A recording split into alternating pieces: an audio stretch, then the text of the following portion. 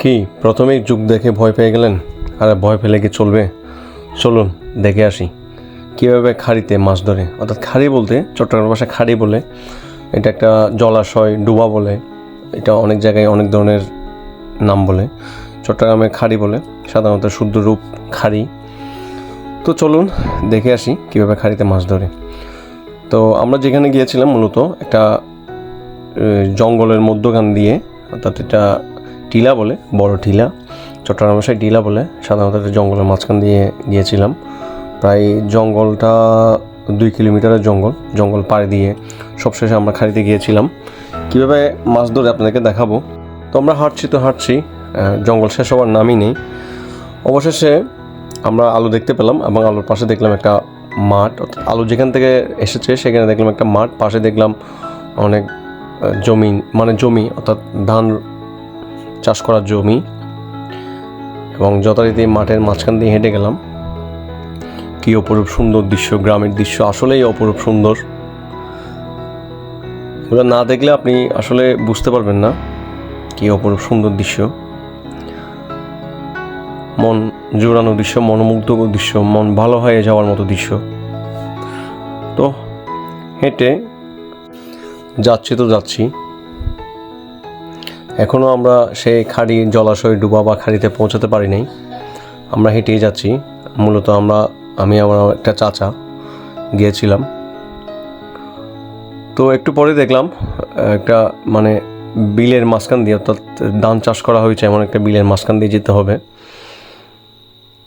দেখুন শুকনো না, সেখানে অর্থাৎ পানি ছিল। তো যথারীতি কী অপরূপ একটা দৃশ্য দেখুন, খুব সুন্দর দৃশ্য, খুব মজাদার একটা দৃশ্য। আসলে একটা লোক কিছু অর্থাৎ গরুর ঘাস কেটে নিয়ে যাচ্ছে। তো ওনার পিছে আমরা গেলাম। আসলে এইসব বিলের মাঝখান দিয়ে হাঁটার মজা আলাদা, আনন্দ আলাদা। যদিও হাঁটার সময় পা পিছলে গেছিল কয়েকবার। অর্থাৎ এখানে যে হাঁটার আনন্দ তা বলে বোঝানো যাবে না। চারিদিকে সবুজের সমারোহ, মনোমুগ্ধকর দৃশ্য, কি অপরূপ একটা দৃশ্য দেখতে পাচ্ছেন, মহান আল্লাহ তাআলার সৃষ্টি। আমরা হেঁটে যাচ্ছি, এখনো সেই ডুবা বা জলাশয় বা খাড়িতে পৌঁছাতে পারিনি। তো আমরা বিলের আইল ধরে হাঁটা আরম্ভ করলাম। আইল বলতে 2 বিলের মাঝখানে সাধারণত সীমানা প্রাচীর যেটা বলে সেটাকে চট্টগ্রাম ভাষায় আইল বলে।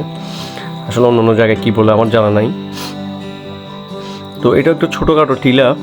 তো আমরা যথারীতি টিলার মাঝখান দিয়ে হাঁটা শুরু করলাম। এখানে কিছু বনজ গাছ লাগানো হয়েছে, আকাশি, গামারি সহ অন্যান্য গাছ আমরা দেখতে পাচ্ছেন।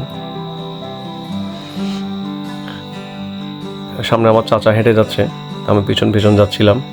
অবশেষে আমরা সেই খাড়ি, ডুবা বা জলাশয়ের সন্ধান পেলাম। আপনারা দেখতে পাচ্ছেন আমরা যাচ্ছি এবং নামার প্রস্তুতি নিচ্ছি। তো প্রথমে চিন্তায় পড়ে গেলাম কীভাবে নামবো। তো অবশেষে নেমে দেখলাম এখানে জাল মারতেছে, অর্থাৎ হাত জাল। যথারীতি 3 জন, তার মধ্যে আমার একজন দাদা মনোন চৌধুরী ছিল। ওনারা জাল মারতেছে।